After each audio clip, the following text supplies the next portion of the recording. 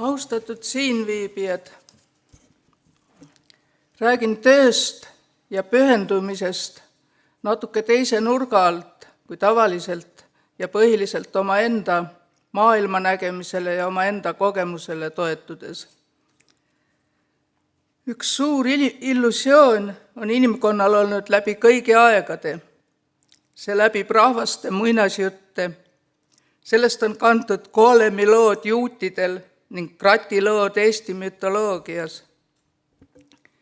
Sellest on kirglikult sonitud punasel Venemaal ja selle üle arutletakse veel kirglikumalt tänapäeva heaoluühiskondades, kui kõne alla võetakse robotid, ehk siis kõik, mida võtab kokku pealtnäha nii süütu sõnake, tehisintellekt.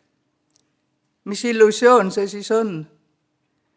See kannab pretensioonikat pealkirja inimese vabastamine tööst ja selle juurde kuulub ilmtingimata sinisilmne veendumus, et inimest on tõepoolest võimalik tööst vabastada ja et tööst vabastatud inimene kulutab kingitusena sülle langenud vaba aja ei millelegi muule kui haridusele, kaunitele kunstidele ja kehakultuurile, ehk teisisõnu teritab vaimu ja treenib keha. Sellest samast illusioonist on haaratud ka need majandusteadlased ja sotsioloogid, kes tõsimeelselt arutlevad kodanikupalga üle. Šveitsis pandi kodanikupalga küsimus üksvahe isegi rahvahääletusele. Ülekaaluka vastusena kõlas selge ei, sest šveitslaste arvamus oli, et kodanikupalk on vastuolus inimese inimväärikusega. Siit järeldus, inimesele annab inimväärikuse see, kui ta on enese elatamiseks valmis tööd tegema ega jää ühiskonnale koormaks. Ajalugu ongi tõestanud, et liigne vaba aeg ja ilma vaevata kätte tulnud raha on pigem tõstnud teatavates ühiskonnakihtides kuritegevuse taset ning on õpetanud täiskasvanud inimestel infantiilset hädaldamist ja abitust, nii et nad ei ole enam võimelised ilma ühiskonna toeta toime tulema. Siin tekib küsimus, kas ei ole ühiskonnad tänapäeval pehmete väärtuste kultiveerimisega liiale läinud ja kas pole tulemuseks tohutu hulk inimesi, keda on harjutatud inimeseks olemise vastutusest kõrvale hiilima. Niisiis tuleb ikka ja alati lõpuks välja, et üks inimeseks olemise põhialuseid on töö ja paradoksaalsel viisil kuulub inimloomuse juurde läbi aegadega illusioon või unistus tööst lahti saada. Nende kahe pooluse vahel kõigub rohkem või vähem iga inimene. Väga tihti juhtub, et inimene, kes oma huvisid ja kalduvusi valesti hindab või kes ennast eriala ja hariduse valikul teistest mõjutada laseb, valib vale ameti, vale töö ning ei saa selle tõttu kunagi teada, mida tegelikult tähendab töörõõm ja tööle pühendumine. Töö üks suur saladus on see, et pühendumisega tehtud töö peaeesmärgiks ei ole tulu, vaid töö ise. Tulu ja karjäär võivad olla ja enamasti ongi töö kaasaanded, boonused, kuid õnnestunud töö kõige suurem tasu on siiski töörõõm, mis tekib sellest, et inimene on end proovile pannud, on vastu pidanud ja hakkama saanud. Kogu maailma kultuur toetub pühendumuse ja armastusega tehtud tööle. Töö on vorminud ja kujundanud maastikke ja kuna keel, mida me räägime, on tihedalt seotud maastikuga, mis meid ümbritseb, siis võib öelda, et keelte kujunemisel ja pideval muutumisel võib töö osatähtsus olla tunduvalt suurem, kui me arvame. Töö, mida tehakse pühendumise ja armastusega, on ajast aega olnud suur luksus. Sellepärast on olnud ja on tänini kunstiteosed kallid, samuti ka kontserdipiletid maailma kuulsates kontserdisaalides. Isegi talukanade munad on tunduvalt kallimad puurikanade munadest, sest talukanadele pühendatakse rohkem aega ja tähelepanu. Igaüks teab, kui kummiselt maitsevad odavad tomatid, mida ei kasvatata, vaid toodetakse. Odavad ja ilma maiguta nad sellepärast, et nende tootmine ei tee kellelegi rõõmu ja keegi ei tee seda armastusest tomati kasvatamise vastu, vaid ainult sellepärast, et tootja kasumit saaks. Neid kummitomateid kasvatavad rõõmutud inimesed, kes teevad päevast päeva vastumeelset tööd, kuna see on nende ainus võimalus teenida leivaraha. Vastumeelset tööd tegevad inimesed peavad end õnnetuteks. Neile tundub elu olevat raske ja ülekohtune. Nad on tihti haiged ja vananevad varakult. On iseendile ja ühiskonnale koormaks. Olgu põhjuseks mis iganes, kas valed valikud või vaimne küündimatus, ikkagi on tööga rahulolematuse küsimus ka eluhoiaku küsimus ja tihti ka põhjendamatult kõrge enesehinnangu küsimus. Ühe kõige mõjuvama töösse puutuva õpetuse andis mulle kadunud Pirko Vahervoori hea sõber Helsingist. Möödunud aasta lõpus meenutasin seda ühes Plektrumi saates, kuid kordan seda ka täna siin. Niisiis, Pirko Vahervoori oli Soome diplomaadi, suursaadik Oskar Vahervoori lesk ning tegutses aastaid Euroopa Kultuurifondi Soome osakonna juhina. Tema rääkiski loo, mis jäi mulle eluks ajaks meelde ja meenub alati, kui juttu on tööst. Lugu oli järgmine.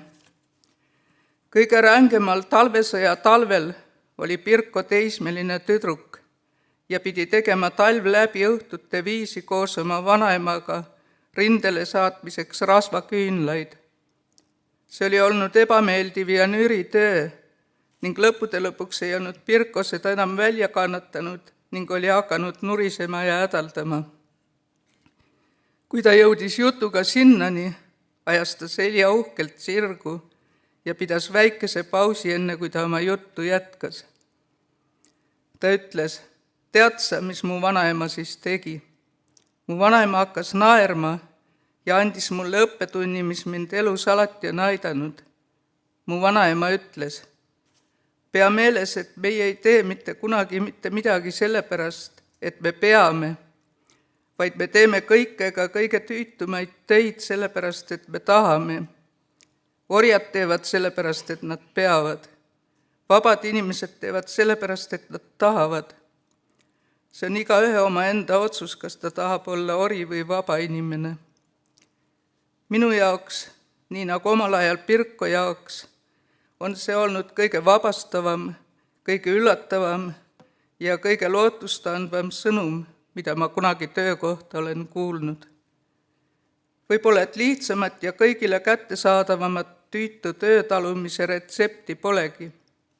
Pealegi kehtib see retsept mitte ainult töö, vaid kõigi sundolukordade kohta, mis elus ette tulevad ja mis nõuavad lihtsalt vastupidamist.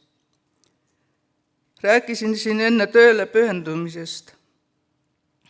Neid inimesi ei ole kunagi palju, kellede jaoks töö on tõepoolest eneseteostus ja eneseväljendus ja kes tõesti oma tööd pühendumisega teevad ning töö käigus avastavad, et töö võib saada osaks inimese identiteedist ja minapildist, võib muuta koguni inimese maailmavaadet ja isikuomadusi.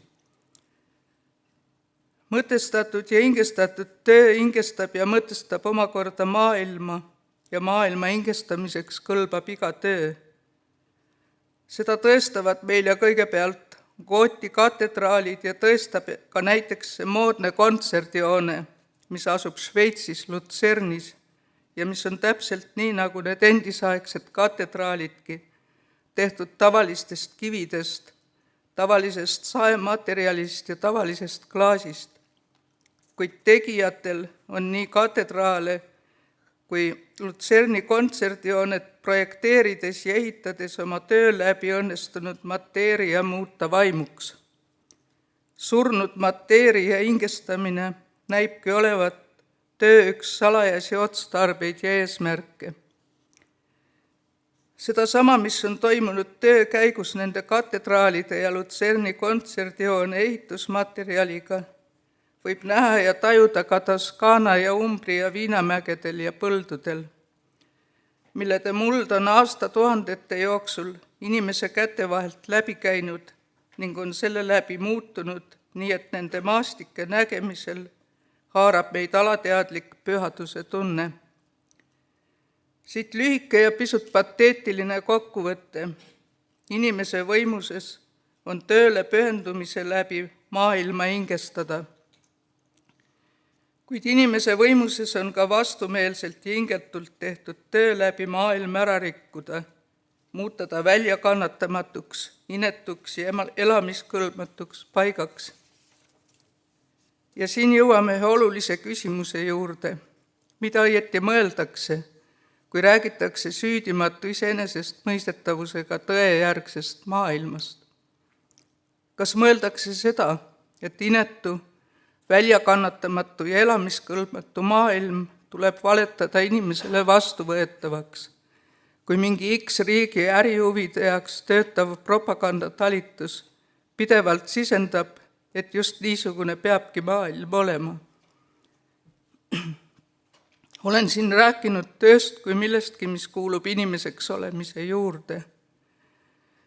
Aga olen inimesest rääkides silmas pidanud inimlikku inimest, kes iseenesest mõistetavalt püüdleb oma elus armastuse, eneseväljenduse ja tõe poole, kes võib need väärtused leida läbi töö ja neid oma töö kaudu kaasinimestele edasi anda.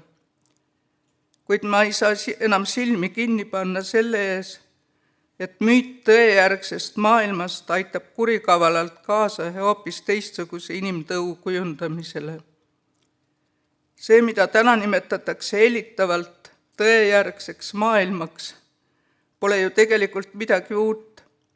Kõik, kes teavad, mida kujutas endast Nõukogude Liidu ja sõjaeelse Saksamaa lauspropaganda, teavad ka, et tegemist oli tõe moonutamisega, suure valega, mida terved rahvad jäid uskuma.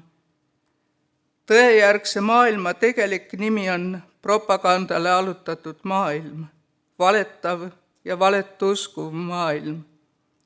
Inimtõug, mida valetav maailm vajab ja mida ta valetamise abil kujundab, ei tee tõepoolest tõel ja valel vahet, allub ajupesule ja seetõttu on seda inimtõugu äärmiselt mugav juhtida ja valitseda. See tõug sarnaneb robotitele, kelledele on ükskõik, kas paistab päike või on pime, kas ümberringi on prügimägi või park, kas töö, mida nad teevad, hävitab või ehitab.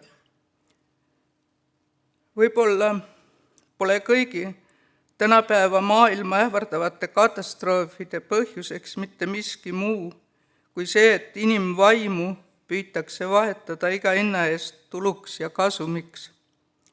Siit hoiatav järeldus.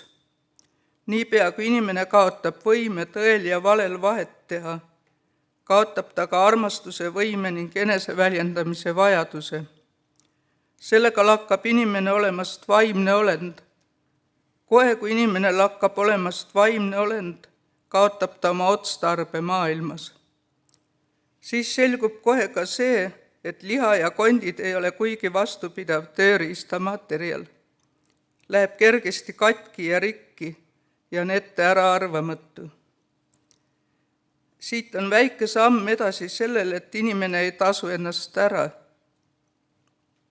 Järgmine loogiline samm ongi inimese väljavahetamine kuulekama vastupidavamast materjalist mehhanismi vastu. Ainus, mis inimkonda siiani on elus hoidnud ning oma enese destruktiivsete jõudude eest kaitsnud, on olnud vaimujõud, armastus, tõe tunnetus ja hingestatud töö. Need väärtused on ka edaspidi meie ainus kaitse. Muidugi juhul, kui me end kaitsta tahame ja oma olukorda veel hinnata oskame. Kas me mõistame, missuguse valiku ees meist igaüks osakesena inimkonnast, osakesena Euroopast ja osakesena Eestist praegu seisab? Ajaloolane ja diplomaat Margus Laidre avaldas laupäevases Postimehes järgmise mõtte. Inimkonna senine käekäik tõestab, et suurte, hiljem ajalooliseks nimetama hakatavate muutuste tunnistajad magavad harilikult maha nende muutuste alguse, mille asjade käiku oleks saanud veel pöörata. Kui me vaatame veidi avaramat pilti, siis tööst rääkimine on rääkimine ka riigi juhtimise tööst, selle tööga seotud suurest vastutusest ja saatuslikest valikutest. Kuna töö on nii tihedalt seotud keele ja kultuuriga, on nii-öelda keele ja kultuuri nurgakivi, siis tahaksin tööst rääkimisele siin punkti panna ühe tsitaadiga Loomingus nr 2 ilmunud Mart Nuti artiklist. Tsiteerin. Valed valikud Eesti tuleviku korraldamisel võivad kaasa tuua pöördumatuid arenguid, mille tagajärjel kaotame jäädavalt võimaluse eesti keele ja kultuuri positsioone säilitada. Sellest said hästi aru okupatsioonivõimud. Nad mõistsid, et kui eestlased jäävad vähemusse oma kodumaal ja eesti lapsed hakkavad võõrkeeles haridust omandama, on Eesti riigi taastamise võimalused likvideeritud.